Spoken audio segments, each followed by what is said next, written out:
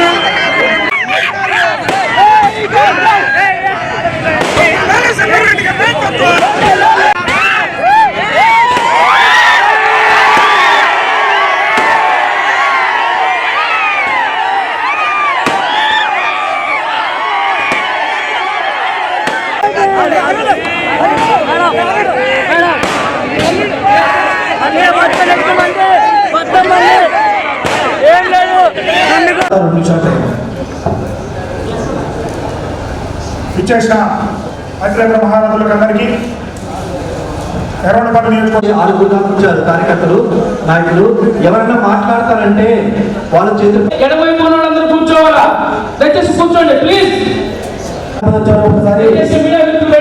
Please చేతులు Yerragondapalem incharge coordinator absent అయ్యారు.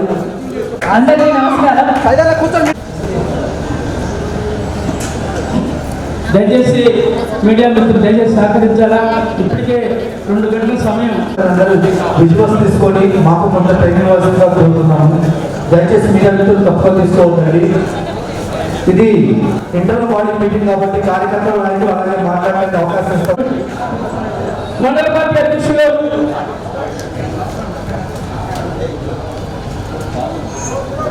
దయచేసి అందరూ కూర్చోవాలి.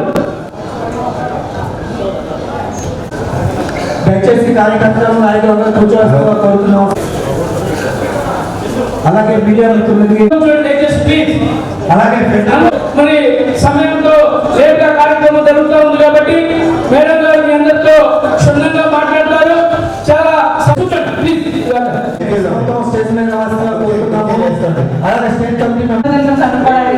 మీ పార్టీ అధ్యక్షురాలుగా రావడం జరిగింది కాబట్టి నియోజకవర్గ కోఆర్డినేటర్తో మొదలుపెట్టి ప్రతి నియోజకవర్గం కవర్ చేసుకుంటూ వద్దాం. ఒక్కొక్క నియోజకవర్గంలో కోఆర్డినేటర్ మాట్లాడిన తర్వాత మిగతా ఆ నియోజకవర్గంలో ఎవరైనా సూచనలు ఇవ్వాలనుకున్నా మాట్లాడాలనుకున్నా చేయలేపండి, మైక్ మీ దగ్గరికి వస్తుంది. ఎక్కువ సూత్రీకరణ కొట్టకుండా అందరికీ నమస్కారం అని చెప్పి ఒక లైన్లో 2 లైన్లలో మీ పాయింట్ పార్టీ బలోపేతం కోసం ఏం చేస్తే బాగుంటుంది అన్న అంశం మీద మాత్రమే 2 నిమిషాల్లో ముగించాలి. Thank you. స్వాగతం సుస్వాగతం. నా పేరు అనందాస్ ప్రవీణ్ కుమార్. నేను ఆంధ్రప్రదేశ్ యువజన కాంగ్రెస్ రాష్ట్ర ప్రధాన కార్యదర్శి.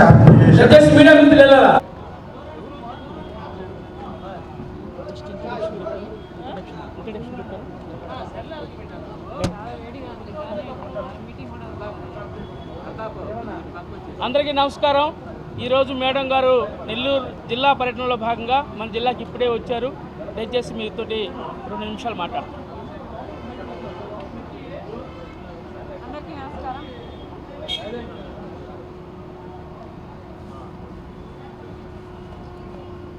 కాంగ్రెస్ పార్టీ బలోపేతానికై రానున్న రోజుల్లో కార్యాచరణ ఎలా ఉండాలి అన్న అంశంపై కాంగ్రెస్ పార్టీ ఆంధ్రప్రదేశ్లోని ప్రతి జిల్లాలో ఒక విస్తృత స్థాయి సమావేశం కాంగ్రెస్ పార్టీ నాయకులతో, కాంగ్రెస్ పార్టీ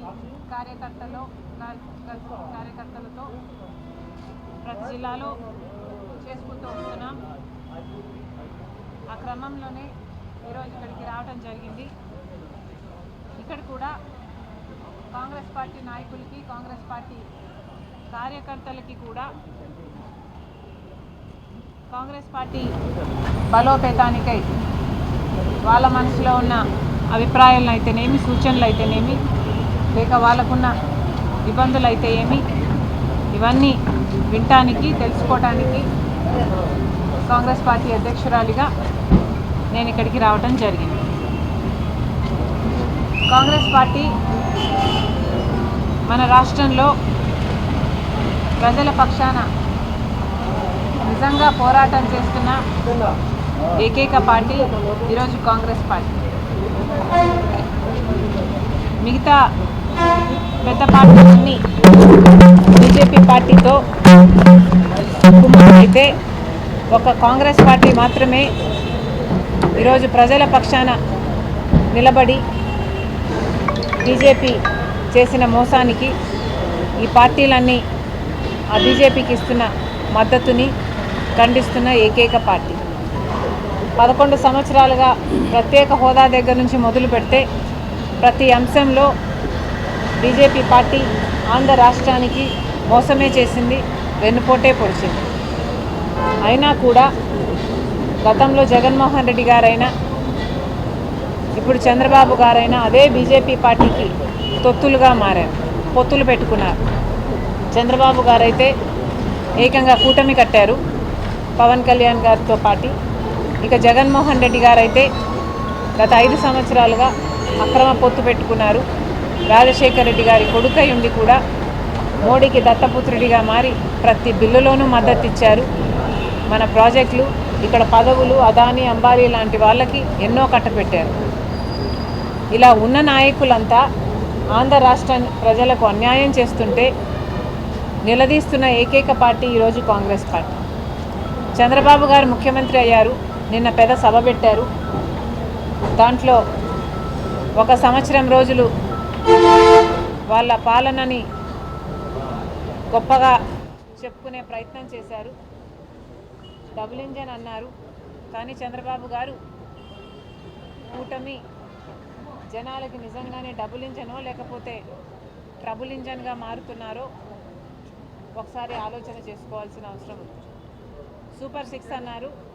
ఇప్పటి వరకైతే సూపర్ 6 సూపర్ ఫ్లాపే అయ్యింది. అన్నదాత సుఖీభవ అన్నారు. ప్రతి రైతుకి 20,000 రూపాయలు సంవత్సరానికి ఇస్తామన్నారు. ఇంతవరకు ఒక్క రైతుకు కూడా ఇచ్చింది లేదు. అలాగే తల్లి దీవెన అన్నారు. దాంట్లో కూడా ఇప్పటి వరకు ఒక్క చైల్డ్కు కూడా ఇచ్చింది లేదు. 15,000 రూపాయలు వాళ్ళు ప్రతి సంవత్సరం ఇస్తానన్నారు. నిరుద్యోగ వృత్తి అయితేనేమి, జాబ్ క్యాలెండర్ అయితేనేమి, ఇలా చెప్పుకుంటూ పోతే అన్ని వాగ్దానాలు చంద్రబాబు గారు విస్మరించారు. మహిళా శక్తి అన్నారు. నెలకు 1,500 రూపాయలు ఇస్తామన్నారు. దాదాపు 2 కోట్ల మంది మహిళలు ఉంటారు. కనీసం 1,80,00,000 అయితే పేద మహిళలు ఉన్నారు. వాళ్ళకి సంవత్సరానికి 18 ఏళ్ళు నిండితే చాలు.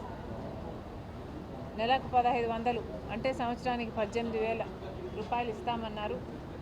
ఇప్పుడేమో దానికి P4కి లింకు పెడుతున్నారు. ఇలా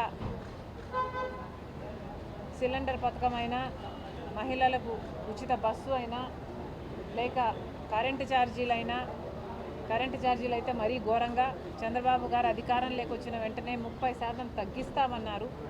తగ్గించడం కథ దేవుడెరుగు. గత ప్రభుత్వం 32,000 కోట్ల రూపాయలు జనం నెత్తిన మోపితే చంద్రబాబు గారు ఒక సంవత్సరంలోనే 17,000 కోట్ల రూపాయలు జనం నెత్తిన మోపారు. ఇలా ప్రతి దాంట్లోనూ మోసమే చేస్తున్నారు. కాబట్టే ఈరోజు కాంగ్రెస్ పార్టీ అవసరం. ఉన్న పార్టీలన్నీ ఇప్పటికి జగన్మోహన్ రెడ్డి గారు ఇప్పటికీ కూడా మోడీ గారి దత్తపుత్రుడే. చంద్రబాబు గారు, పవన్ కళ్యాణ్ అందరూ బీజేపీ పార్టీకే మద్దతు ఇస్తున్నాయి. బీజేపీ పార్టీ ఏమో మనకు వెన్నుపోటు మీద వెన్నుపోటు పొడుస్తూనే ఉంది. 11 సంవత్సరాలుగా ప్రత్యేక హోదా లేదు, పోలవరం ప్రాజెక్టు లేదు, రాజధాని లేదు, విశాఖ స్టీల్ ఇప్పటికీ ప్రైవేటైజ్ చేస్తామంటానే ఉన్నారు. రాజధానికేమో అప్పులు ఇస్తారట. రాజధాని కట్టివ్వాలి అన్నది మనకు వాగ్దానం అయితే ఇప్పుడు అప్పులు ఇస్తామని మొదలుపెట్టారు. అలాగే పోలవరం ప్రాజెక్ట్ రాజశేఖర రెడ్డి గారు 45 మీటర్లు ఎత్తులో కడితేనే అది గ్రావిటీ బేస్డ్ ప్రాజెక్టు, 30 లక్షల ఎకరాలకు నీళ్ళు ఇచ్చే ప్రాజెక్టు. అంటే వీళ్ళు పోలవరం ప్రాజెక్టు 41 మీటర్లకే తగ్గించి అట్లా మీరు కడితేనే, అట్లా మీరు నిబంధనలను వింటేనే మేము డబ్బులు ఇస్తామంటున్నారు. ఒక్కరంటే ఒక్కరు, తెలుగుదేశం పార్టీ అయినా, జనసేన అయినా, వైసీపీ అయినా ఒక్క పార్లమెంట్ మెంబర్ కూడా లేచి నిలబడి మాకు 45 మీటర్లకే ఈ ప్రాజెక్టు కట్టాలి, 45 మీటర్లలో ఈ ప్రాజెక్టు కడితేనే దీనికి అర్థం ఉంది అని ఒక్కరంటే ఒక్క పార్లమెంటేరియన్ కూడా మాట్లాడలేదు. మరి ఇన్ని రకాలుగా ఉన్న పార్టీలన్నీ, ఉన్న నాయకులందరూ మోసం చేస్తుంటే కాంగ్రెస్ పార్టీ మాత్రమే నిలబడి ఈరోజు ప్రజల పక్షాన పోరాటం చేస్తుంది. అందుకే కాంగ్రెస్ పార్టీని బలోపేతం చేసుకోవాల్సిన అవసరం మనకుంది. మరి ముఖ్యంగా ఆంధ్ర రాష్ట్రంలో కాంగ్రెస్ పార్టీ బలపడాల్సిన అవసరం ఉంది. ఎందుకంటే మిగతా దేశానికంతా ఒక కారణం అయితే ఆంధ్ర రాష్ట్రానికి ప్రత్యేక హోదా రావాలి అంటే కాంగ్రెస్ పార్టీ అధికారంలోకి రావాలి. పోలవరం అయినా, రాజధాని అయినా, విభజన హామీలలో ఏ ఒక్కటి నెరవేరాలన్నా కాంగ్రెస్ పార్టీ అధికారంలోకి వచ్చి రాహుల్ గాంధీ గారు ప్రధానమంత్రి అయితేనే మనకి వాగ్దానాలన్నీ నిలబడతాయి. కాబట్టే కాంగ్రెస్ పార్టీని బలోపేతం చేయడం ప్రథమ కార్యక్రమంగా వచ్చే 4 సంవత్సరాలలో కాంగ్రెస్ పార్టీ ఒక గట్టి ఫోర్స్గా తయారు కావాలి. కింద లెవెల్ నుంచి లేసుకుంటూ రావాలి.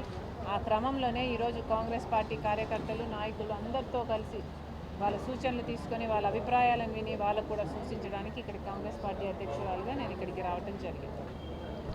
Thank you very much.